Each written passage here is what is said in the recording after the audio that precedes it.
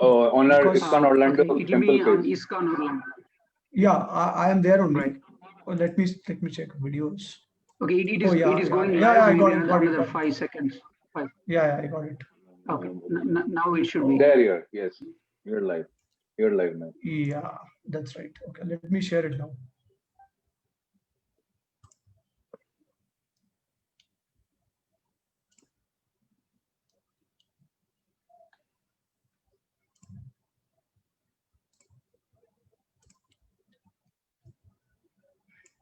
Okay, so shall we start now?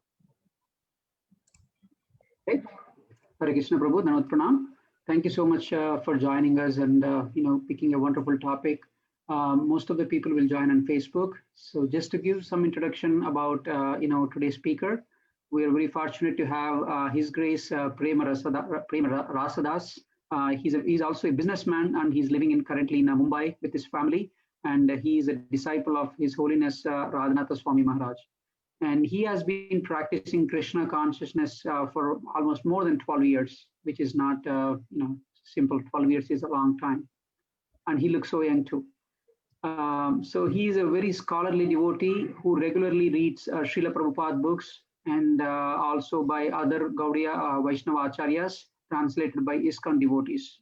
He has rendered incredible services to Srila Prabhupada movement, and he has a very unique distinction of being among the world's top 3 Srimad Bhagavatam distribution, and that too for last 4 years consecutively.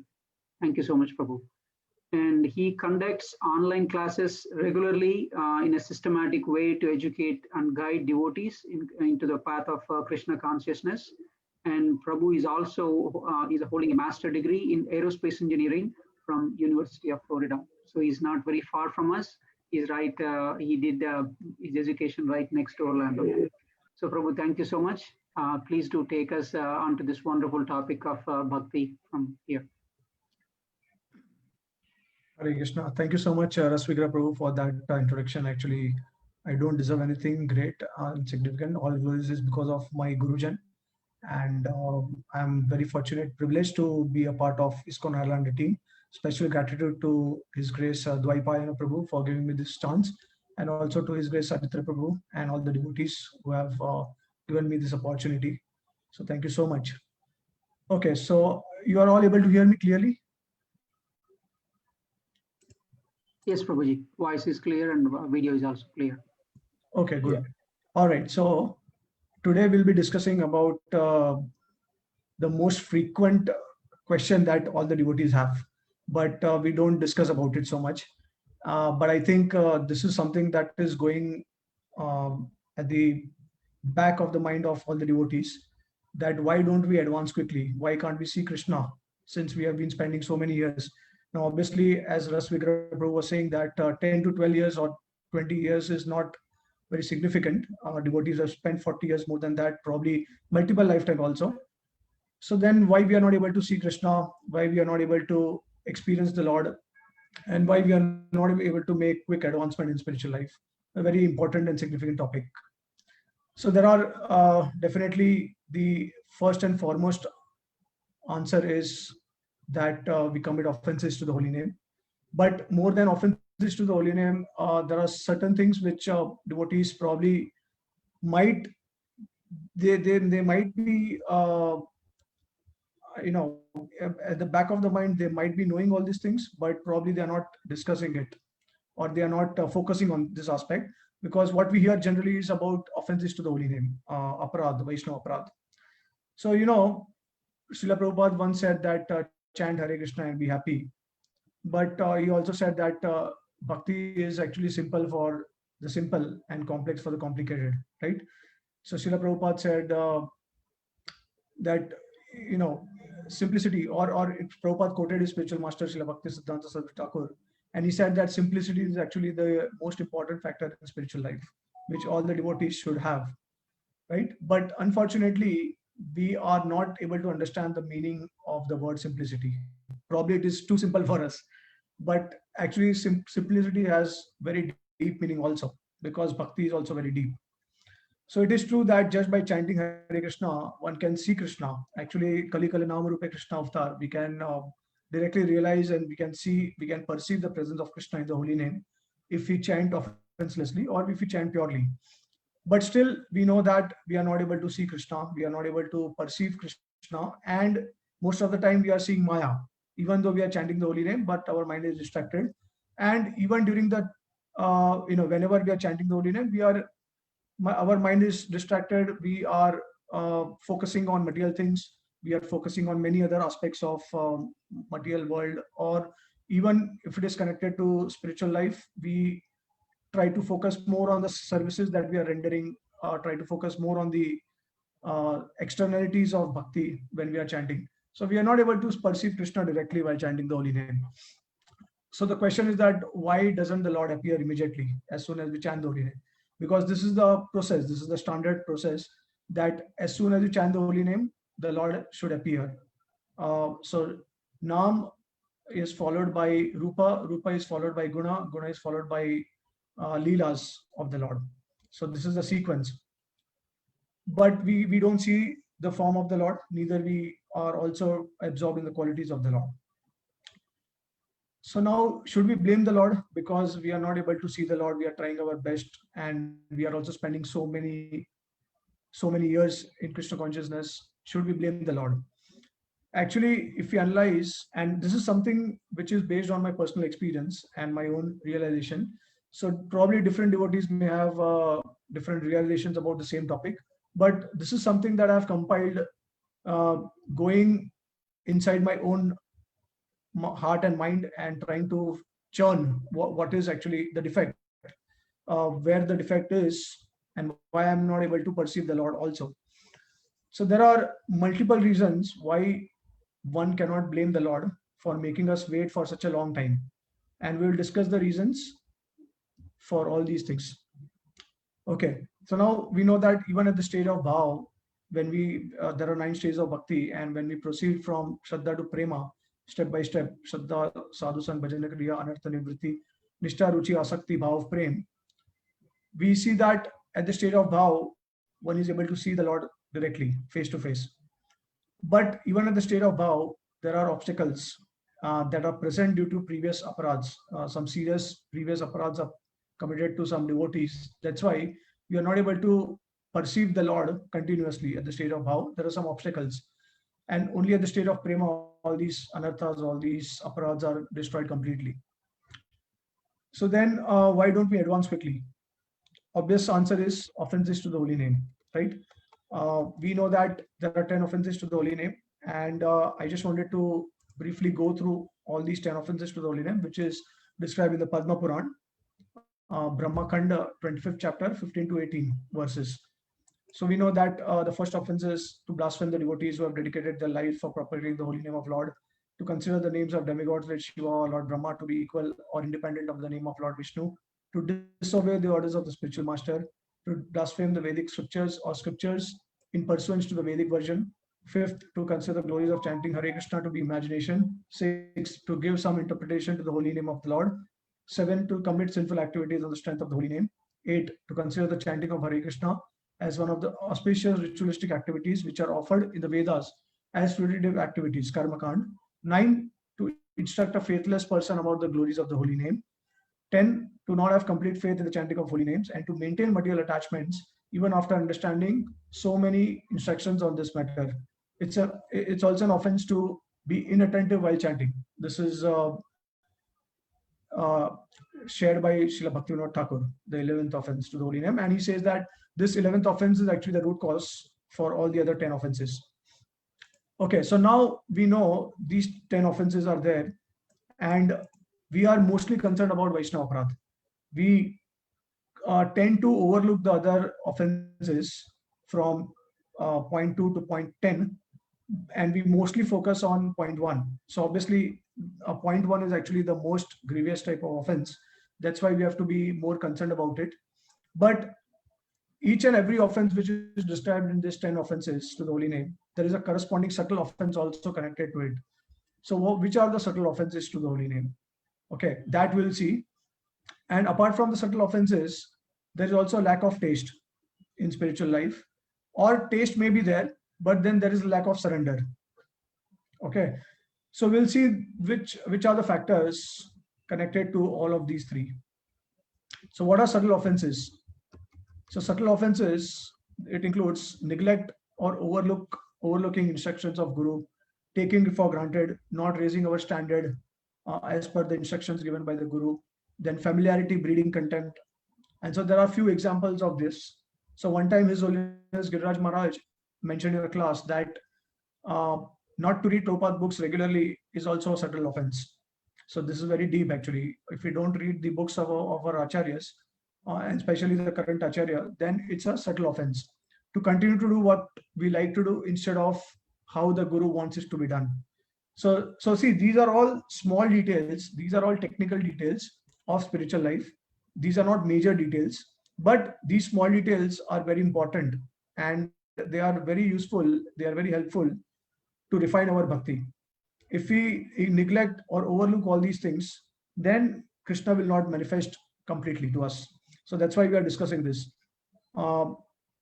Yeah, so to continue to do what we like to do instead of what the Guru wants us to do, then to follow Diksha Guru or to give him more appropriate worship, but to neglect the Siksha Gurus by treating them in ordinary way, to do our service with utmost sincerity, but to do service of one's Guru or other Vaishnavas with neglect, not following Vaishnava etiquettes.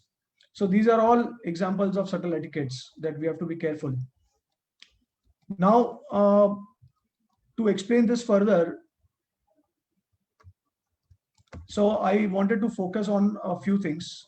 So what is the meaning of Siksha Guru? We all have respect and regards for the Diksha Guru, but when it comes to Siksha Guru, we generally tend to overlook their instructions, or we try to we do not give so much importance, or we do not give equal importance to the Siksha Guru as we give to the Diksha Guru. Because the point is that the Shastra is very clear on this, that the Diksha Guru and Siksha Guru, they are equal and identical representative of the Supreme Lord. This is clearly mentioned by Krishnadas Kaviraj Goswami in his Chaitanya Charitamrita. And then Srila Prabhupada also writes in his letters and purports that Diksha and Siksha is equal. We cannot distinguish, we cannot discriminate between them. And in order to understand who is a Siksha Guru, we have to know that Siksha Guru is not the one from whom you are hearing randomly. Okay, basically Siksha Guru is the one who is giving you guidance on a regular basis for a long period of time. So there are, like, we have this concept as we know that there can be multiple Siksha Gurus, but only one Diksha Guru. So what is the meaning of having multiple Siksha Gurus? Now, the problem is that you cannot take guidance from multiple people on the same topic, right? If you want to take an instruction from the spiritual master, because every devotee is individual, and the way they give instructions, the way they will deal with the disciple will also be different. And different devotees, they will instruct differently. Sometimes it may also be contradictory to what the Diksha Guru may say, right? So now, who is a Siksha Guru amongst all these so many other gurus?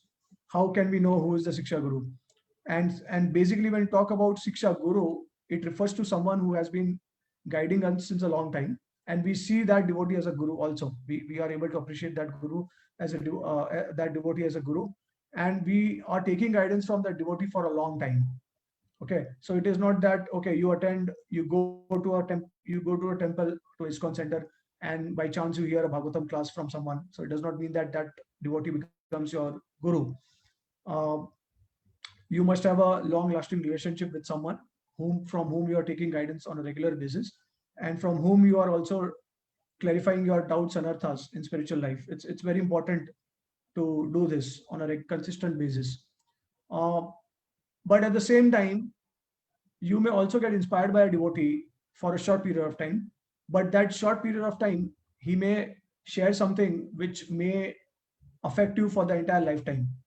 So there may be some devotees or some sannyasis or some gurus, when they give class, you will be astonished, you will be struck with wonder, and you will feel very encouraged and inspired in your spiritual life just by hearing a few sentences from such devotees. And you want to, even though you don't have a personal connection with that devotee, but still by hearing his classes or by reading his books, you may want to establish that connection with him. So you start respecting that devotee as a guru, as your Siksha Guru. So yeah, the ideal situation is that one must have a Siksha relationship. And even with the Diksha Guru also, one must have a Siksha relationship, because Siksha is actually the essential foundation of Guru and disciple relationship.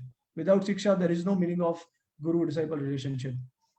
Okay, so now Prabhupada said one time that whoever is giving you regular Siksha, ideally should become your Diksha Guru. So in that sense, the Diksha Guru is supposed to be the best instructor for the disciple. Okay, and then there may be other instructors also who may inspire the disciple or the devotee. Okay, now so there are different aspects of looking at someone as a guru. So you may take the vapu of a particular guru or a devotee for a short period of time, but for you it might be very important and it might affect your spiritual life for the entire lifetime. So that way also you can establish a Siksha Guru relationship. And then there are devotees who are guiding on regular basis for a long period of time. So that relationship is also quite important. It is equally important as you have with your Diksha Guru. And then, there are certain instructors, like, for example, you want to teach Mridanga, you want to learn Mridanga, Kartal, all these musical instruments from someone, or you would like to understand Shastra deeply. So you join Bhakti Shastri, Bhakti Vaibhav, like that. But the relationship is restricted to 1 or 2 years, as long as the course is offered in the temple. And then later, once you leave that course, you don't have any connection with that devotee who has taught you all these principles. But still, if the devotee is teaching you something very important, even though it may be in the short period of time, he's also playing an important role. But the most important role is played by the one who is going to give you Siksha for a longer period of time. So basically, this is what we have to identify. Which are the devotees? Who are the devotees who are helping us in spiritual life for a long period of time, consistently? Okay, so they also should be treated in the appropriate way. And according to Shastra, according to Krishna Bharnamrit, which is a book written by Narari Sarkar, these etiquettes are mentioned, how to deal with different types of gurus. And so it is mentioned that the most advanced devotee should be given the maximum worship in terms of quantity, and whoever is less advanced, so for example, if you we in ISKCON, we know that Srila Prabhupada is the founder Acharya. So Prabhupada has a higher position than all the other gurus or sannyasis in ISKCON, right? So depending on the stature, depending on the advancement of a devotee, we give appropriate worship to that devotee. But ultimately, it says that that our Diksha and Siksha Guru are the most important for us. They are very special for us. Just like for any person, his father, his or her father is the most important person, even though his or her uncles might be more rich than the father, but still our father is actually the most important for us. So similarly, when it comes to implementing instructions, we have to filter out these instructions by the help of our Diksha and Siksha Guru. Okay, so that's how we actually understand who is our Siksha Guru and who is our, obviously we know the Diksha Guru, but then we have to also make that connection with the Siksha Guru, and we have to treat them equally. So most of the offenses happen, subtle offenses, you can say, happens because of these things. We are not able to identify, not able to appropriately treat the Siksha Guru, and we are mostly focusing on the Diksha Guru. But we have to know one thing, that the Diksha Guru is also most pleased when we treat the Siksha Guru in the most appropriate way, right? So it's a Guru Tattva. Siksha Guru, Diksha Guru, they are the representative of the Super Soul, and the Super Soul is the representative of Lord Nityananda, and ultimately Lord Krishna, right? So as soon as we start surrendering to Siksha or Diksha Guru, the Super Soul from within starts helping us, and he will start guiding us in the spiritual life. So Srila Prabhupada, now you may be wondering that at lower stages for a sadhaka, is it possible that a devotee can be connected to the Super Soul, and can a devotee hear the voice of the Super Soul? So generally speaking, it's not possible, but it can become possible if a disciple starts surrendering to the spiritual master.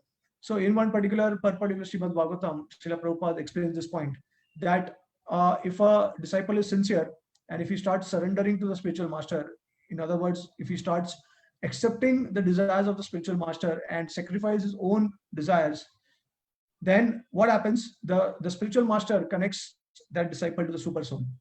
Okay, and then because Prabhupada said many times that you chant 16 rounds attentively, sincerely, follow the regulatory principles very strictly, and you preach and read my books thoroughly, and so you will be connected to the super soul. Prabhupada said that all the answers will be revealed from within, right? So Prabhupada did want us to get connected to the super soul, but there is condition. The condition is that we have to gradually surrender to the desires of the Guru. Okay, and that should be the life and soul of the disciple. Then only we start hearing the super soul from within. Now, why do we need to hear the super soul from within? Is very simple, because many times we are distance apart. The spiritual master is not with us, and at times we have some responsibilities or we have some services that we need to do, and we are not able to establish connection with the spiritual master. So at that particular time, it is the super soul that will help the disciple, because if you remember the spiritual master, if you serve the spiritual master, if you follow his instructions, then the spiritual master, by his mercy, we are connected to the Guru Tattva. Okay, and spiritual master is also the representative of Guru Tattva, and the super soul is also, right? So these are all interlinked together. It is all connected together. So once we establish a connection with them, then it is very easy to access the mercy of the super soul, right? But obviously we have to understand all these principles thoroughly. Okay, so these are some of the important things that one needs to follow, so that we avoid the subtle offenses. Now, the second point is lack of taste. Now, lack of taste also, we can say that, okay, it is probably because of offenses we have committed to the Vaishnavas, or maybe some subtle offenses, or even if there are no offenses, but then the lack of taste is probably coming from a previous life. So maybe in the previous life we are committed some offenses, or we are too attached materially, because Krishna says in the Bhagavad Gita that if a person is too attached to material things, then the absolute determination, the desire for determination will not take place. Okay, so it is very difficult to advance in bhakti if you are attracted to the material world. If you are very much attracted, and that may be because of offenses, that may be because of lack of taste from previous life, but it can be directed towards the Lord. The attraction can be directed towards the Lord by if you have committed offenses, then you have to beg forgiveness from the devotees. You have to contemplate. So these things are very important. Devotees, they may commit offenses, but then they take it for granted. They think that, okay, what is there? What's so big deal about it? Like, it's okay. I'm just trying to help the devotee and all that. But we have to be in a position to help the devotee. That's the most important thing. We have to really contemplate about it. And if you are in a position to help, then definitely we can help. Otherwise, we should contemplate whether it's an offense or not. And then we beg forgiveness from the devotee. And then we also take the association of advanced Vaishnavas and focus more on hearing and chanting. Okay, so by that, and then obviously we have some natural talents. Krishna has given ability and talents in each and every devotee. So by cultivating those natural talents in the service of Lord, also we get a lot of mercy, and we are gradually able to develop interest. So for example, if a devotee is a musician, then he can become a kirtan leader, or he can do a lot of kirtan for the pleasure of Lord. So that way he can channelize his talent in the service of Lord, and then gradually he will advance in that particular area, and then he will also lose taste for the material world. So these are some of the things that we can actually do to improve our taste. But the most important is Shravanam and Kirtanam. Okay, so by the association of devotees, we can cultivate taste. And then finally, lack of surrender. So now see, we know that there are devotees who can hear for a long time. They can hear for hours and hours. There are devotees who can also chant more than 16 rounds, 25 rounds, 64 rounds, more than that. They have taste for the holy name, probably not so much taste for hearing or other acts of devotional service, but they may have more taste in a particular area. But the problem is that there is a lack of surrender. So you know, it's a very it's a funny thing that sometimes devotees, they think that okay, we are chanting the holy name for such a long time, so we have a taste for the holy name, okay, but we will not like we will do bhakti according to our own desires and ideas. So actually that is completely wrong, because the more you chant the holy name, the more humble you become. And the first thing that you realize is that along with chanting of the holy name, the desire to surrender should also increase. Okay, the desire to surrender to the guru should also come. If you are not surrendering to anyone, and even if you are chanting the holy name, and now you may wonder that okay, is it really possible to chant the holy name constantly if one does not cultivate that way of surrender? Yeah, it is possible. And in the Shastra, we have an example of I think it was Ramdas. So Chaitanya, in the Chaitanya Charitamrita, when it is described about the meeting of Chaitanya Mahaprabhu with Raghunath Bhatt Goswami, and when Mahaprabhu meets Raghunath Bhatt Goswami, there is a person called as Ramdas along with him, and Raghunath Bhatt Goswami is very impressed by his sincerity of chanting. He sees that he's chanting the name of Lord Ram 24 hours a day. Okay, whenever he's talking to someone, whenever he's doing something, he's always chanting. He's always immersed in chanting the holy name of Lord Ramchandra. And then, so one time what happened is Chaitanya Mahaprabhu and Raghunath Bhatt Goswami along with this Ramdas, they went at a place where there were a lot of people who had assembled for taking prasad. And so this Ramdas was actually trying to serve each one of them. And Raghunath Bhatt Goswami got very impressed that see, and then he also told Mahaprabhu that see, Mahaprabhu is serving so nicely and he's always chanting the holy name of Lord Ram. And Mahaprabhu ignored him completely. So he did not pay any respect to Ramdas, and he also ignored him completely. So then later, Raghunath Bhatt Goswami asked Chaitanya Mahaprabhu that why did you ignore Ramdas? When he was trying to meet you. So Chaitanya Mahaprabhu said, actually, this Ramdas, although he's chanting the name of Lord Ramchandra constantly, but in his heart he has a desire to become Lord Ram. Okay. In fact, I think I don't remember if Chaitanya Mahaprabhu told him like that, but when Raghunath Bhatt Goswami asked Ramdas, why you are chanting the name of Lord Ramchandra every day, constantly, it was Ramdas himself who actually shared with him that by chanting the name of Lord Ram, I will become Lord Ram. So somehow then Raghunath Bhatt Goswami understood that actually he is a Mayavadi in disguise of a devotee. So when it is possible for a Mayavadi to chant the holy name constantly, then obviously it is very, it's quite easy for a devotee to chant the holy name. I mean, there are devotees who are chanting more than 16 rounds every day. So it is not a great thing. But the idea is that with increasing our chanting, we have to also increase the desire to surrender to Guru and Krishna. If that is not coming, if that is not happening, that means we are lacking something. Our chanting is not pure, right? So there are many devotees who may be absorbed in a particular act of devotion or a limb of devotion, but the desire to surrender is not coming. Because this is the most important element in Krishna consciousness, because the last thing that will be destroyed will be the false ego. So at the state of bhav, false ego is destroyed completely, and because you lose your identity, right? You no longer identify with the body. So it is definitely very difficult, but we should also know that real chanting, effective chanting will happen only when we surrender to Guru and Krishna. Okay, so the more you surrender, the more you want to chant the holy name, the more you want to chant the holy one, the more you want to surrender, and the more you want to also serve the Lord. So this is a very dynamic relationship. Okay, and the more you want to surrender, you also want to offer service to the Lord. The more you want to please the Lord according to his desire, not according to our desire, right? Majority of the times devotees, what they want to satisfy the Lord and please the Lord according to one's own desire.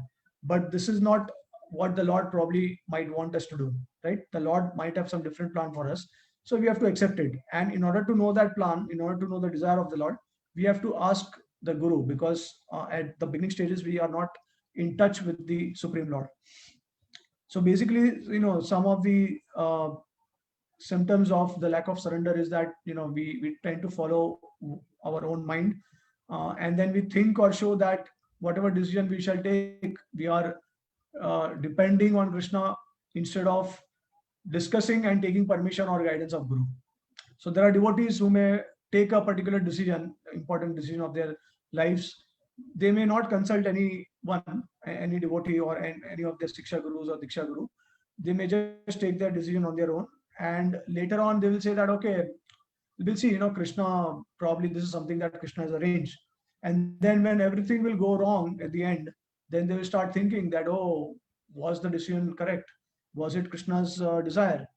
So this is actually a common phenomena that devotees, they experience, that we tend to take decisions without consulting devotees, especially. So we are not discussing about small details of each and every aspect of lives. Especially in the Grihastha ashram, we have so many things to do, so many responsibilities also.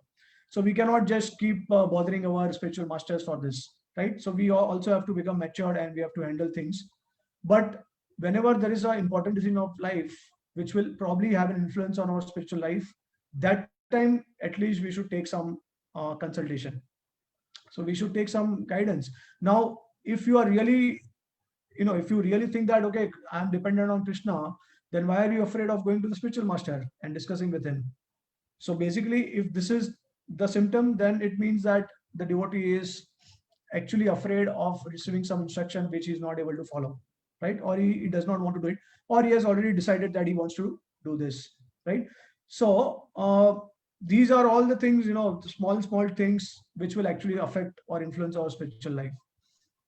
Then we are also attached to our own way of doing things, rather than actually, whenever we want to serve Guru or Krishna or a devotee, the service has to be done the way they want to do it, right? It is not in the way that we want to express and we want to serve the devotees. It's always how they want us to do things. So, many times what will happen is that we are so involved in our material life, and we are also probably involved in different things, that we may not be bothered about how our Guru wants us to do certain things. Or maybe we are attached to our we have certain patterns of life. We have certain behavioral patterns of life, and we tend to go with that. We think that, okay, this is what is correct, this is what is right, and this will not matter so much in spiritual life. But one thing that we have to understand is that whatever beliefs and thoughts we had in the previous life or in this life in the past, we have to gradually we have to erase all these things, because spiritual life, these are very important principles. We have to learn how to do service. Although we know, many things we are aware, because, being an Indian, we are aware that certain etiquettes we are aware we should be doing in certain ways, and we should avoid doing in certain ways. We are familiar with it because we are Indians. So we are aware of certain etiquettes. But still, there are higher principles in Krishna consciousness, and we have to give up lower principles for that. So each and every one of us is born in a particular environment, is born in a particular caste, in a particular country, right? So we have to, and because of that, the influence is so strong that we tend to do things according to that influence, the influence of the environment, right? But as soon as we come in contact with Krishna consciousness, we have to understand, we have to learn what is actually the right and the best way to serve the devotees. Okay, and for that we have to learn everything from the Guru or from Shastra. So Guru, Sadhu, Shastra, these are the three ways we can learn.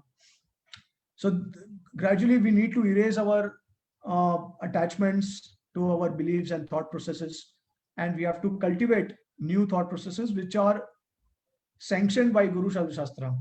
Okay, we have to learn to do things like that. Okay, now many times it will happen that the Guru will ask the disciple to do something, and the disciple may probably not respond on time. They may or the Guru wants them to do something, but they will because they are attached to their own beliefs and thoughts, they will do in a particular way only. Okay. Whereas the guru is actually instructing them from a higher principle or from a higher angle, which the disciple is not actually able to understand and digest. So these are all technical details in guru-disciple relationship, which are very important. And we should always be in the mood of learning, and a disciple should always be humble. Okay. So this is how actually we will cultivate the spirit of surrender also. Then one of the most important element of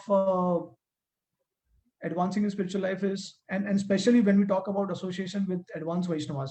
So we have heard so much about associating with senior Vaishnavas, advanced Vaishnavas, taking their association, and if we take their association, then we will advance. But then what is the meaning of taking their association? So taking their association basically means that we learn from them the process of Krishna consciousness, and we also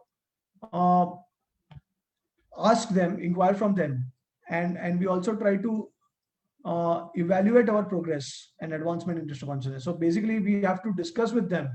We have to ask them where we are lacking in Krishna consciousness, what if there are any faults that we have to overcome, if we have any anarthas that we should overcome, and whatever faults are there, we should be willing to beg forgiveness from them, and we should always ask them these questions that okay, I would like to do service for Radha and Krishna. I would like to offer them a flower garland. So can you please explain? Can you teach me how should we make the flower garland? What consciousness with within how much time? Because time is also limited when we perform deity worship. So time is also limited. So in within how much time, in what mood, in what attitude, and what like the best way we can actually offer service to the Lords.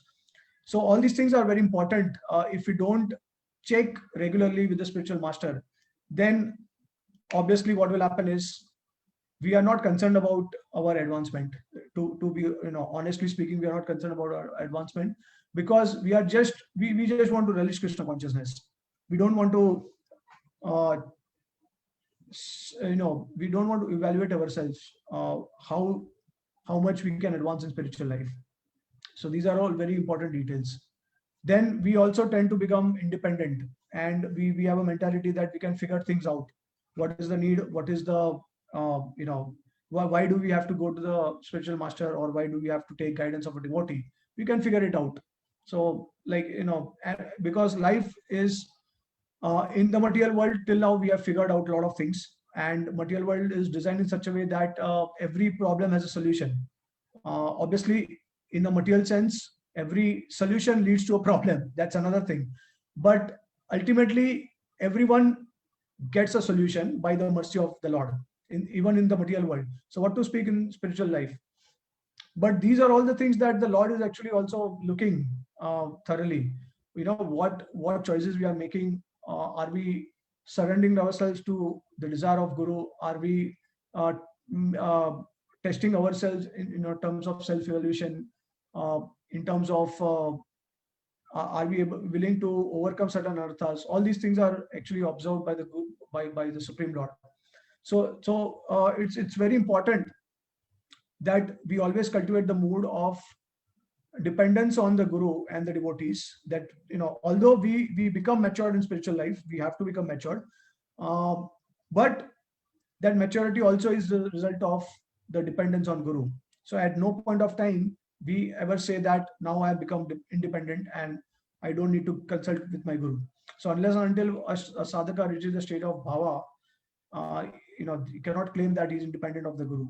So at that stage, because once you advance sufficiently, then the super soul or Krishna will start guiding you directly. At that stage, you don't need a Guru.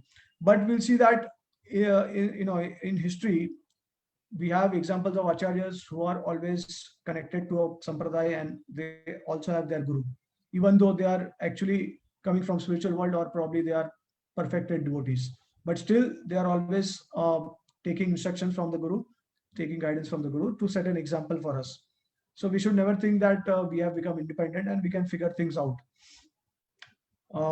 So devotees may have that ability, but then Krishna is also sending messages, and he's also trying to instruct us that we need to become humble. We need to surrender. Now we need to take shelter of devotees. Every now and then Krishna will actually send us these things. Okay, but it all depends whether we want to accept it or whether we reject all these technical details of spiritual life. Then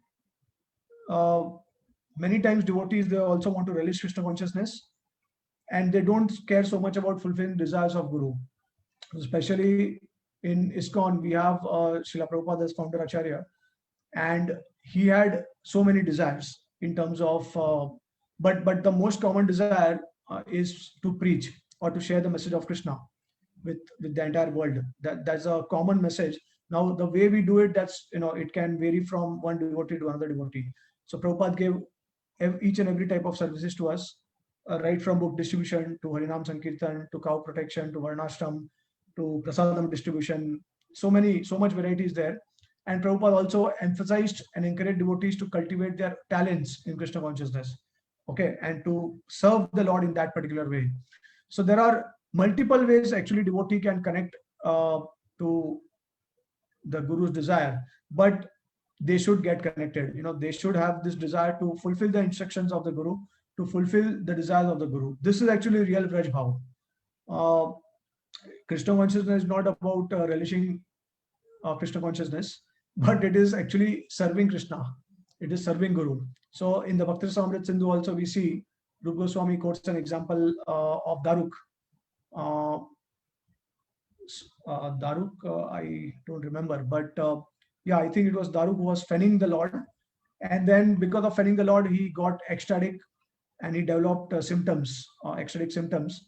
But when he started crying, and so many symptoms which were becoming an obstacle to his service, he was not able to fan the Lord properly with focus and attention. So he rejected those symptoms and he focused on his service to Krishna. So this is a higher principle. Whenever there is a conflict between emotions, ecstasy, and service, then we always select service, or we always select something which the Lord wants us to do. Okay, so whatever is pleasing to the Lord. Now there are examples of Bhajananandis also in our movement, like Gaur Kishore Das Babaji, Jagannath Das Babaji, and others. But the Lord wanted them to set an example for all of us. So we also need examples of devotees who can chant the holy name constantly, the entire life, each and every moment, right? So these examples are also required, and by their example, they are also preaching. So it's not that they are not compassionate; they are actually most compassionate. In fact, it was Chaitanya Mahaprabhu actually who appeared to Bhaktivinoda Thakur when he was feeling guilty that he's residing in Jagannath Puri and he's not able to spread Krishna consciousness in a large way. The Chaitanya Mahaprabhu told him that you just chant the holy name, and by your chanting, the holy name will spread throughout the nook and corner of the world.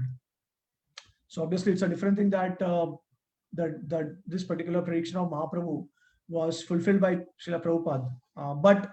But these things are all connected. So Chaitanya Mahaprabhu was very pleased when Bhaktivinoda Thakur was chanting the holy name constantly. And Chaitanya Mahaprabhu was also very much pleased when Prabhupada preached the glories of the holy name to each and every nook and corner of the world, right? But because we have Srila Prabhupada as a founder Acharya, and you'll see that maximum time, you can say that almost 95% of the time Srila Prabhupada emphasized on preaching. So we should try to fulfill this desire of Srila Prabhupada in the best capacity, and the way he wanted to connect us with preaching in different ways, right? It's not that devotee has to do only a particular service, but there are so many, like, there is a service of washing utensils, then cleaning the temple floor. So many forms of services are there. Crowd control, so many of them, right? So we can get connected to these services because when we are preaching in huge numbers, then we also require these services. So the important thing is that we should be connected to some service which is also connected to preaching, indirectly or directly. So that way we can, we will actually attain Vraj Bhav. Now, I would also like to share a few things about Vraj Bhav, but probably after some time. yeah, now another important point is that, so these are all principles which come under the category of lack of surrender to the Lord or to his representative. Okay, now another principle in this category is, so these days, we have a trend that because everything is online, so we hear from so many devotees. Now, yes, it is good that we have technology and we are using it to the fullest, and we are also getting so much information. We try to understand the concepts in spiritual life by hearing so many classes. But what is most important for a devotee or disciple is that ultimately they have to establish a connection with the devotee. So now there may be devotees who may be hearing from, let's say, 10 devotees.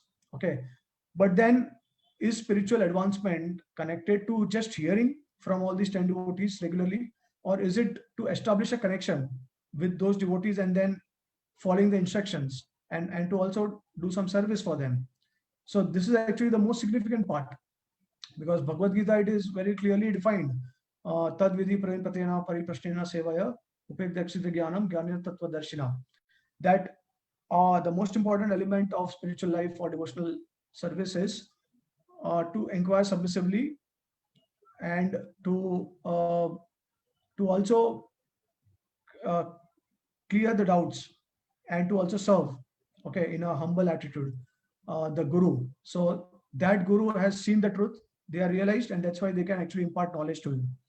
So hearing submissively, rendering service, and clarification of doubts, these three are most essential parts of spiritual life.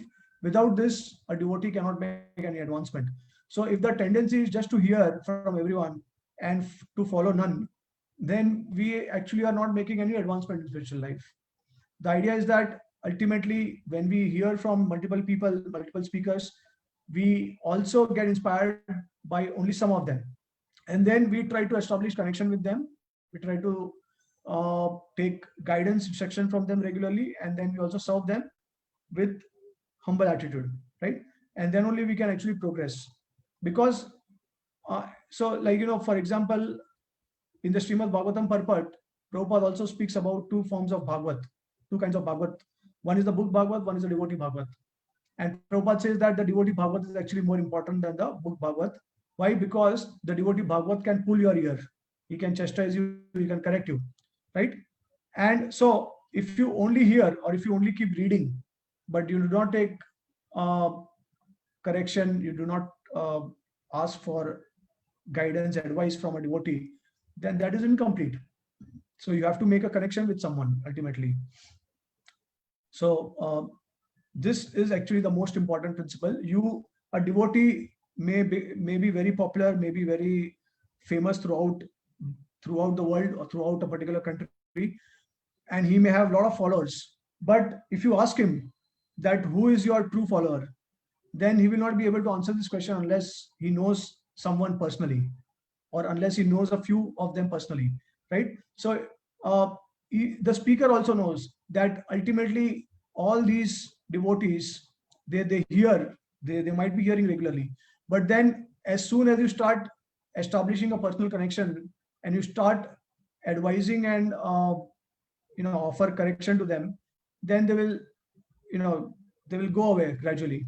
Because what devotees want to know is, they want to know, they want to hear their glorification, they want to know good things about them.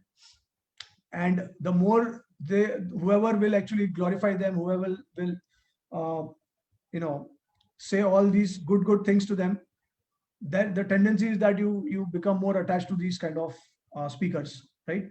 But as soon as you start speaking the truth, then obviously you will start reverting back.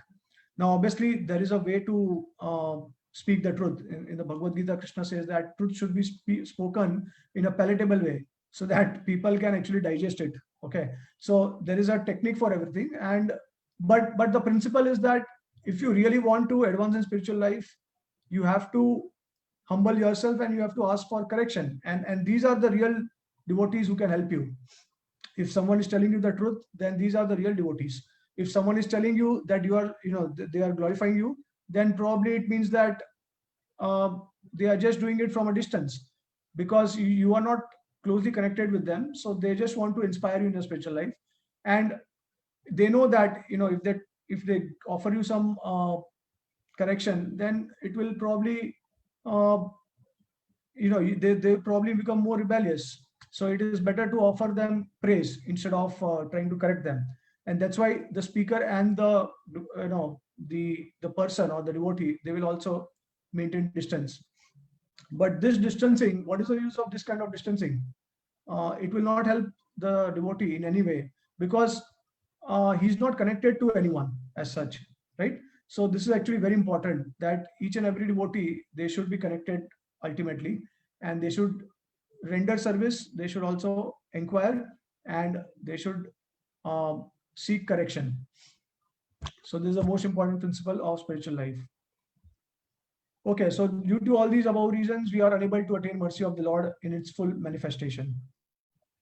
His Holiness Mahavishnu Maharaj one time was mentioning that the more advanced we become, or the more advanced a devotee is, the more careful that devotee is giving to smaller details.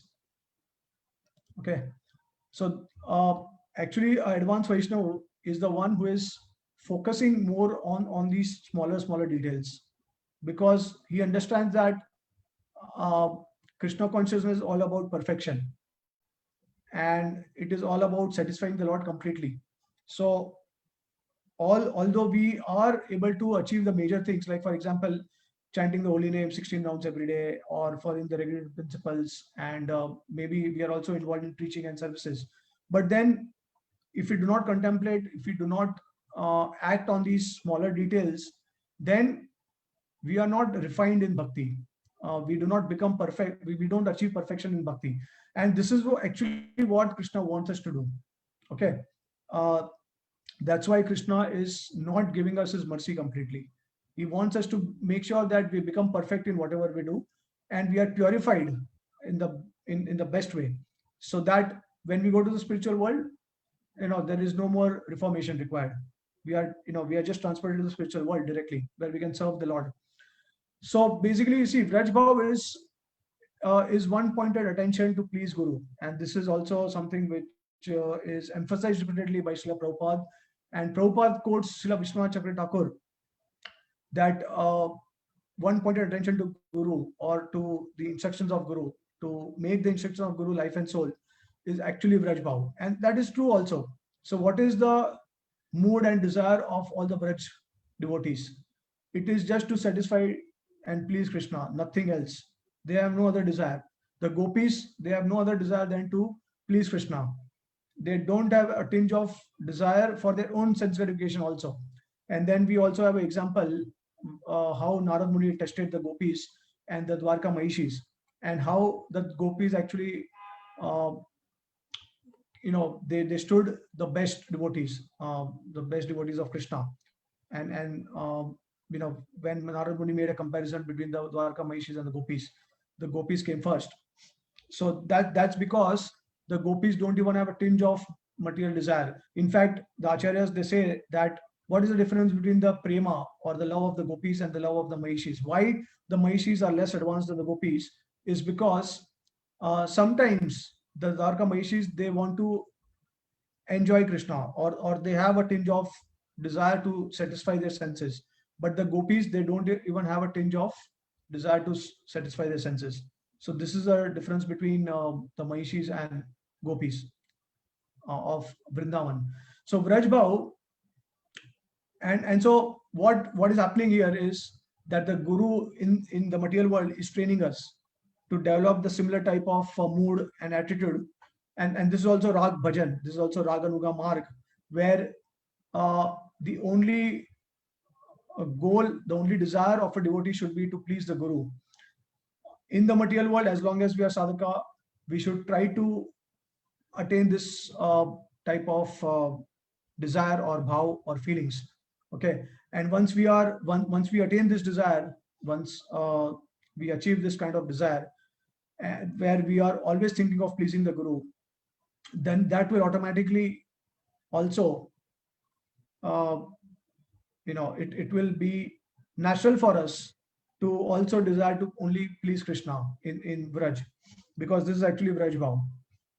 Okay, so the Guru is actually training us in the material world that somehow if you want to attain Vraj Bhav, then this is the way you can attain it, by one pointed attention to the instruction of the spiritual master. Srila Prabhupada is a great example of this. He said that I was successful because I had complete faith in the order of my spiritual master.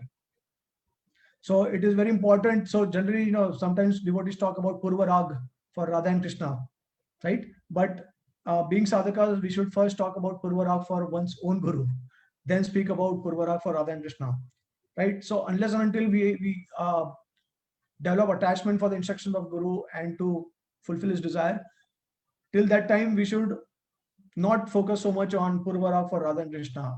So because this is actually the real foundational principle, or the foundation of Vraj Bhav, that we just have one desire to please the Guru. That's it. No other desire. Even the desire to go back to God is not so important for us. So once we get trained in this direction, then automatically we become a Vrajvasi.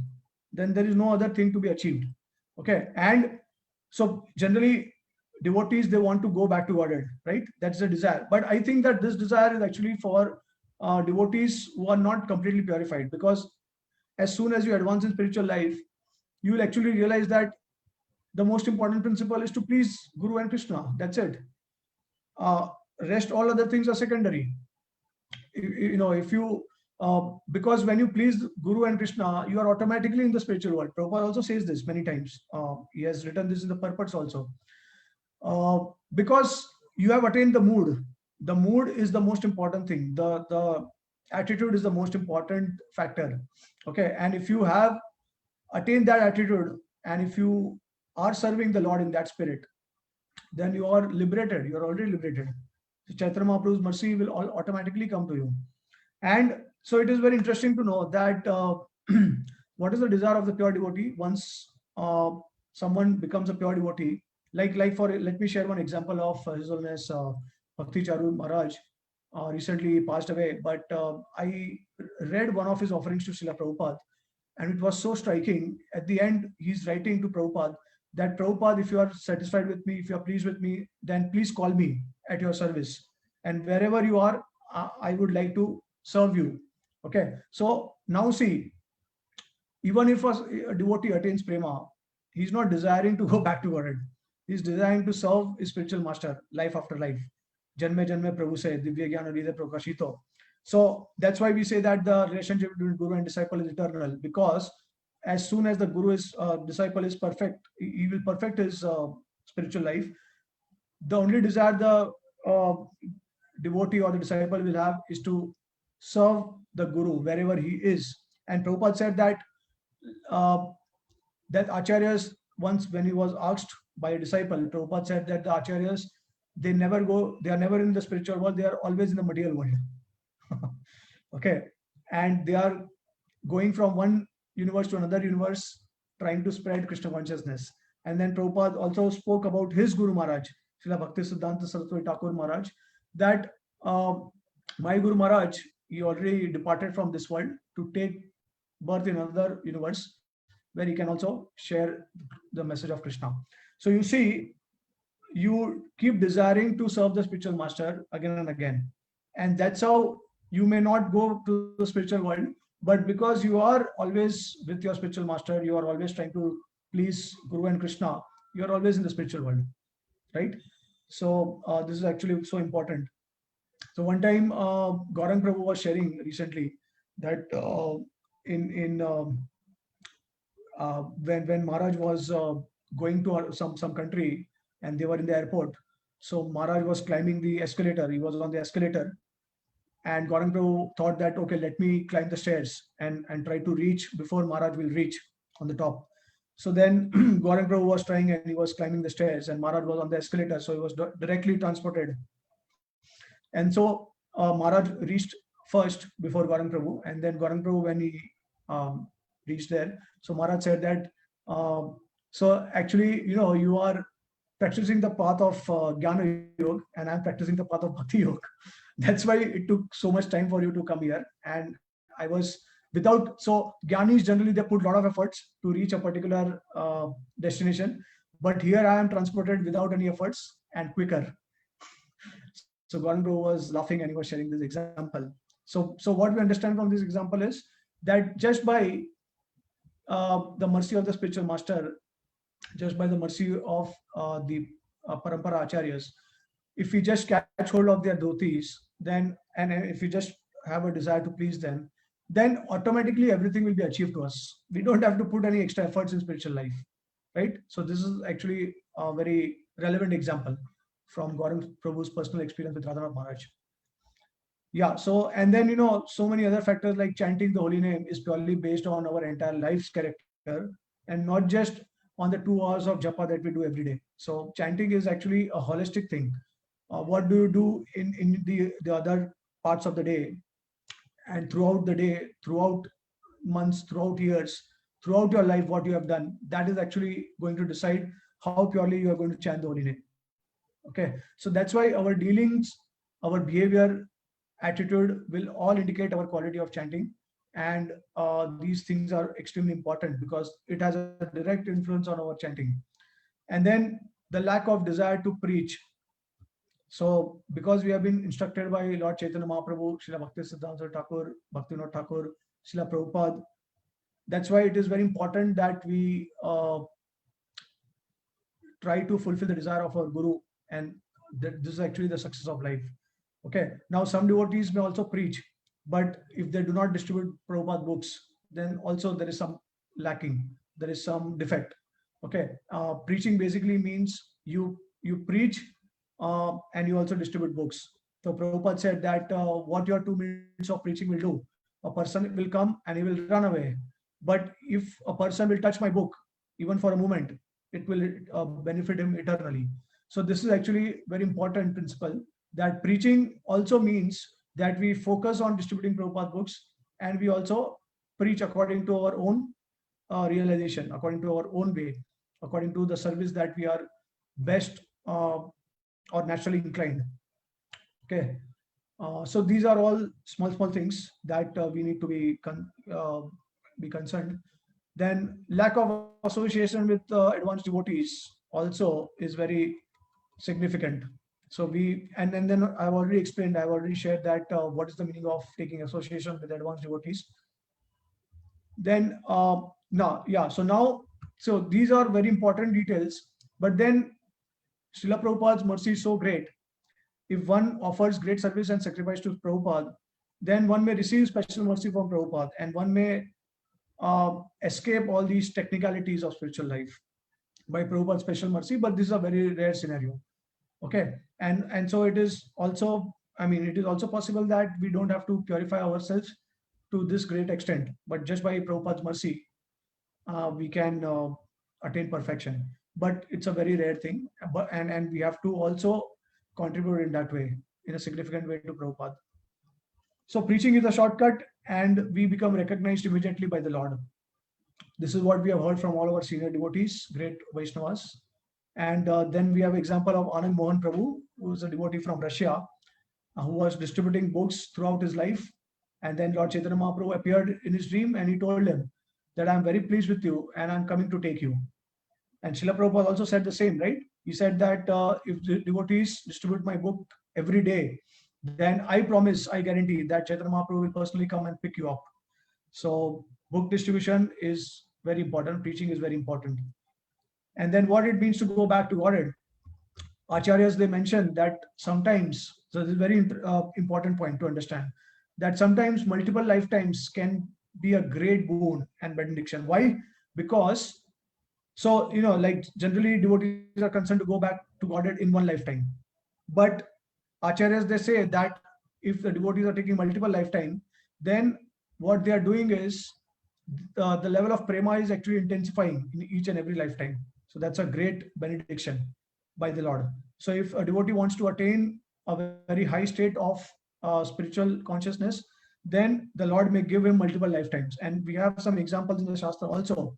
We have Indradyumna Maharaj, who came as Gajendra. And then we have example of Chitraketu Maharaj, who came as Vritrasur. And we have example of Bharat Maharaj, came as Jad Bharat, right? So these are all the examples where actually the Lord intensified their level of prema by giving them multiple lifetimes.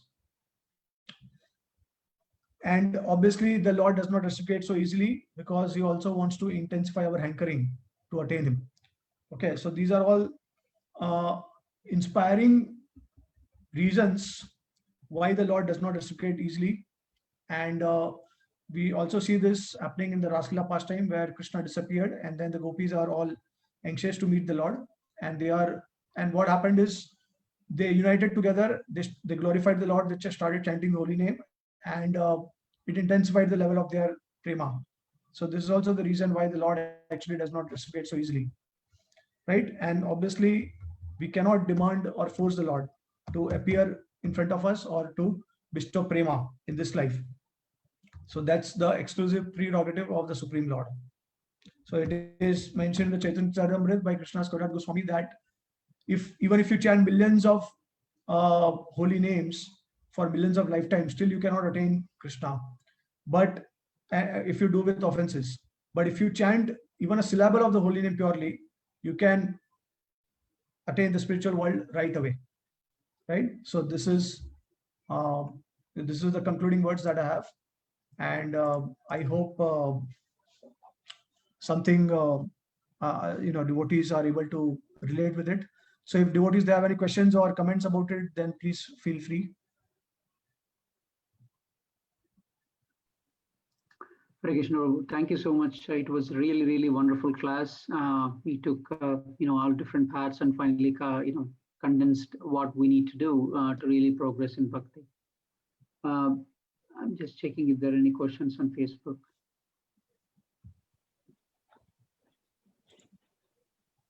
So those who are on Zoom, if you have a comment or question, please unmute yourself. Yeah, I have a question. Please go ahead, Prabhu. Thank you, Prabhuji, for the very enlightening class. The question is, how can, so we accept that one must be willing to accept corrections from their spiritual masters, Diksha Guru, Shiksha Guru, but how can one actually develop the resolve to accept corrections unconditionally, which may be the aspiration sometimes, but sometimes it may be hard to comply because of some circumstances or due to our own nature. How can we gradually bridge the gap? Like you have some key points to share. Yes, that is the aspiration. It is there. And of course, it's difficult to get there right away. But what are some of the things that one can do to be able to develop a resolve to accept corrections unconditionally? Yeah. So I do understand that it can be tough to accept corrections from a superior. But in my experience, what I've learned is initially we may hesitate and we may resist also to ask someone about our anarthas. But later over a period of time, we will actually, if we are sincere, then I think we will also understand that what we are doing is wrong, or what thoughts we are having, or if we have some anartha, that is that Krishna will actually reveal to us very clearly. And in my experience, what I've seen is that faith is also very important. So now see, you probably you have a senior devotee or someone who is guiding you, and if you don't have faith in that devotee, especially in terms of when the devotee starts offering you correction, so if you don't have faith, then what will happen? You'll not be able to take it. And if you'll not be able to take it, then what you'll do is you'll start maintaining distance from that devotee. Okay. But and sometimes you'll also doubt whether this devotee he's offering correction or he's judgmental about the situation. He's trying to judge me. You may have these kind of doubts also. But I think over a period of time, Krishna will also reveal to you whether you were right or he was right. And over over a period of time, when you are in the same situation, you are in the same position, you will understand that whatever he was offering me, that was right, because he was telling from his experience, which we were probably not able to understand at that particular moment, that particular time, because we are not in that position. And because, see, whenever you take a important responsibility or a position, then multiple factors are involved with that decision, with that kind of attitude of offering correction to someone. Like for example, when I was with Kalakant Prabhu, sometimes I did feel that, why Prabhu is telling me like this. Why, like okay, one instance, when we had started a prasadam program, one devotee had suggested that like we already had Krishna lunch in University of Florida, but we also started at an apartment which was also close to the university, and we wanted to specially cater to the Indian students, because we knew that this is a very important thing. Indians are hankering for Indian food. They are not familiar and not familiar with the westernized type of food and all. So we wanted to actually start serving them Indian food. So based on the devotee's suggestion, and this was done on behalf of Alachua Temple, and Kalakant Prabhu is the temple president he was the temple president of Gainesville. Okay, so now in Gainesville, we know that every day thousands of students are coming and having prasadam. So we had the same type of attitude that we want to serve these people, serve these students. So we started. We transported all the prasadam from Alachua Temple to this apartment, and then we started doing it. And then suddenly Kalakant Prabhu knew about it. He got to know about it, and then he called me, because I was the major person, instrumental behind arranging and inviting all the students and sharing details with them and all. So I was the main coordinator, and so Kalakant Prabhu invited me, and he told me that I think like you have to be careful about this distribution program, because we already have something running on campus, and if you start something suddenly without any proper proper background or proper scrutiny, you will be in trouble, and it will also have an impact on the Krishna lunch program. So initially, myself and other devotees, we felt that why Kalakant Prabhu is telling us like this, why he's asking us to stop it. And so we went to the temple president of Alachua, and we shared with Mataji that, okay, this is what is happening. And so what happened ultimately, to sum it up, what happened is that we had to stop doing it. And I was like, we were thinking that, okay, something wrong happened. We had good intentions, we wanted to serve. But then over a period of time, as time went on, and I started preaching more and more, I did realize one thing very important. In fact, when we were doing the prasadam distribution, one of the devotees fell sick through that prasadam. And so immediately Kalakant Prabhu understood that, okay, maybe Krishna is giving some signal or warning that we should not do it, because it will probably have a direct influence on Krishna lunch program. Now, see, what Kalakant Prabhu is thinking is on a higher level. He's thinking that if something will happen, if something will happen to the students, then they will say that, okay, the Krishna people are responsible for this. And so the university will have to, create some kind of obstacle to the Krishna lunch program, because we are involved, as Hare Krishnas are involved like that. So then initially we were not aware of these things, because we cannot understand from the mindset of a preacher or from a responsible position. But then later, over a period of time, when we start taking responsibilities, when we become matured in Krishna consciousness, we do get all these understandings and realizations. So Krishna will reveal to us all these things. Okay, and with faith, with time, then we'll start appreciating and have that kind of faith also develop strongly in that particular devotee.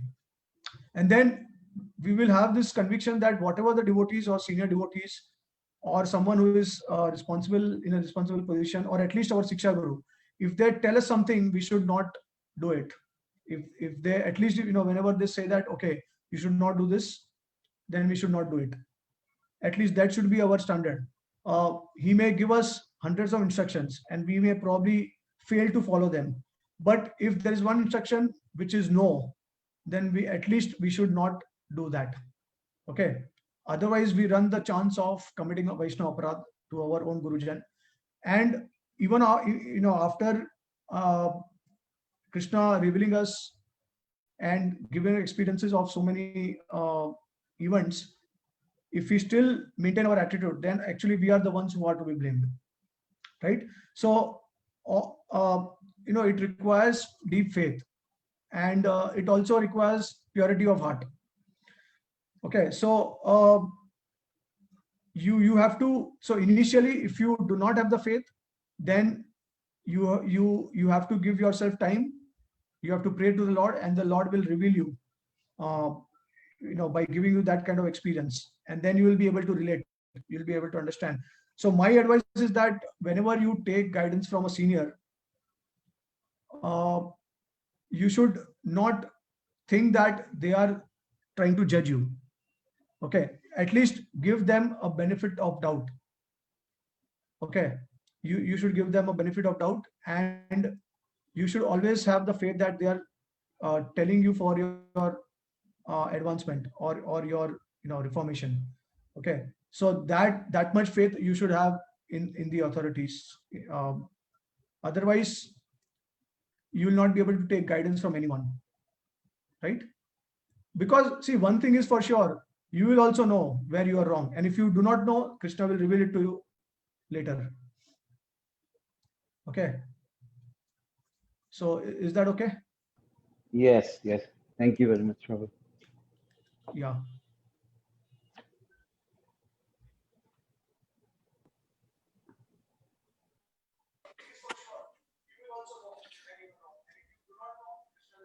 Hare Krishna, Prabhu. Thank you, Prabhu. Hare Krishna, Prabhuji. So nice to see you. Dandavat pranam. Nice to see you. Dandavat pranam, Guru Prabhupada. Please accept my humble obeisances. Please accept my obeisance. Always to Srila Prabhupada. So Always happy. to Prabhupada, Prabhu. Jai, Prabhu. All glories to Premraj Prabhu. Ki Jai. So wonderful. I'm trying to tell Harita Prabhu to call you more and more to our classes or sessions, because you are kind of one of the locals here, right? You know us in a way. Orlando is not too far, and you have done a lot of good preaching here. And what a great example you gave just now to Harita Prabhu's questions about Kalakanta Prabhu, and this is wonderful. And one question that I have, it's you did touch base on in your class, just like how do we feel like some of the time we feel comfortable in doing one service. For example, if I'm a good cook and I think I can do cooking better, so let me just be involved in that. I know I don't put me in singing kirtans now. It won't work out for me. And in people who are guiding other devotees, to encourage them, try something different too. Because what happens, I have seen, for my example, when someone does one service for a long time, they do get frustrated because the burden comes on them a lot, because they assume a lot of responsibilities. So my question basically is how to encourage them to, think of doing other service at the same time, which also shouldn't be like, I wouldn't put someone to, okay, now construct a new temple. Now that's not too much to do. No one will do that. But how to encourage others, simply to say, in performing all other different services at the same time while doing the one you like also. Thank you, bro. Yeah. So thank you, Prabhuji, for such a nice question. And I think you are quite aware also of the answer, but probably you are taking a humble position. And so I always find the example of His Holiness Radhanath Maharaj very inspiring, because he's the one that he's leading the devotees in all different areas of service. So you'll see that Radhanath Maharaj has led devotees in kirtan, in washing utensils, temple cleaning. Maharaj does this personally, everything, whatever I'm sharing. And then kirtan, book distribution, prasadam, or anything. So Maharaj encourages all the devotees to be multifaceted personalities. Or he always mentioned this point that a devotee should be willing to do anything for Krishna. So so it is definitely true that we all have special talents. We are naturally inclined to certain services, and we want to cultivate those services, because that is the way we'll always be inspired more and more, and we'll be able to do it for a long period of time with that motivation and inspiration. But at the same time, whenever there is a need, we should also do some other services, because this is also the mood of the Vrajvasis. It's not that the gopis are only chanting the holy name of Krishna. Chanting is going in the background. Chanting is actually internal cultivation. But if you see the at the background, the chanting is going on. At the forefront, services are going on. So the gopis are doing all types of services of Krishna. And so similarly here also, Prabhupada also, you see that Prabhupada gave us everything and he also did everything. So this is the mood, general mood that we want to cultivate amongst devotees, that they should be willing to do everything for Krishna, whether it is cooking, cleaning, book distribution, prasad distribution, whatever it is. But at the same time, we also try to cultivate our natural talents and abilities in the service of Krishna, because this is the service that will give us the most satisfaction over a period of time. Okay. And if devotees, as you mentioned, that if devotees, if they are not satisfied with one particular service, they can definitely switch to another service. So it all depends on their natural inclinations. But I think that why would a devotee be dissatisfied doing a particular service which he likes the most? So we have to find out, each and every one of us, we have to find out which is that service which is most satisfying to us, which we can do it for a longer period of time with the most enthusiasm and motivation. Okay. If we find that kind of service, we should stick with it. And along with that, whenever some other services will come, we can also do it. But so I don't think that a devotee will become frustrated just by doing one particular type of service. So if they do that one particular service, which is their favorite service, then I think they can do it for a longer period of time without any frustration. They will be more satisfied and happy doing that service. This is what we also see, that there are so many Prabhupada disciples. They are doing so much services, but every one of them has a particular area, and they are most expert in that particular area. Like for example, Indra Prabhu also, completely focused on Kirtan, and then Vaisheshika Prabhu, we see that completely focused on book distribution. So, but at the same time, Indra Prabhu used to clean toilets. He used to clean brahmachari toilets every single day. And Vaisheshika Prabhu also is taking multiple responsibilities in ISKCON, not just forefront on book distribution, but involved in many projects also at the same time. But his foremost seva is book distribution. Recently, I heard a podcast from His Holiness Shivaram Maharaj, and he was also mentioning that, one time Prabhupada said that being a pujari is the most fortunate position a devotee can attain, because a devotee is naturally situated in his constitutional position by serving the deity. So the pujari is actually the most fortunate. To be a pujari is the most fortunate position. But then at the end, Shivaram Maharaj said, but even though Prabhupada said, and even if the pujari is the most fortunate, but still book distribution is the best service one can render. So I think devotees may have different tastes for different services, and they should be encouraged to do that service or to become expert in that service area of service, so that they will be able to sustain that service for a longer period of time, and they will also become motivated in that service. Like, for example, if a devotee wants to give classes and he's most inspired by that, so they can do it for a long period of time and with a lot of enthusiasm also. They'll always be enthused to give classes or to lead kirtans like that. But at the same time, we have to also remind them that, other services are equally important, and there is nothing as inferior or superior. Everything depends on the attitude and mentality of the devotee who is doing that particular service. And we should also try to do all other type of services. So, I think by channelizing one's natural talents, inclinations, they will be able to, they will be more satisfied while doing that service. And they will also be able to do other services. But if they don't, if they are not given the particular service that they are most attached to, then over a period of time, they will slacken in their service. They will become unsteady in their service. And then it may happen that they also may reduce the sadhana, and they may probably get diverted. So it is best that devotees we channelize them according to the mood or the natural inclinations, and at the same time also we give them opportunity for other services. So does it make sense, Prabhuji? Hare Krishna, Prabhu. Yes, Prabhu. Thank you. Thank you very much for your kind elaboration on this.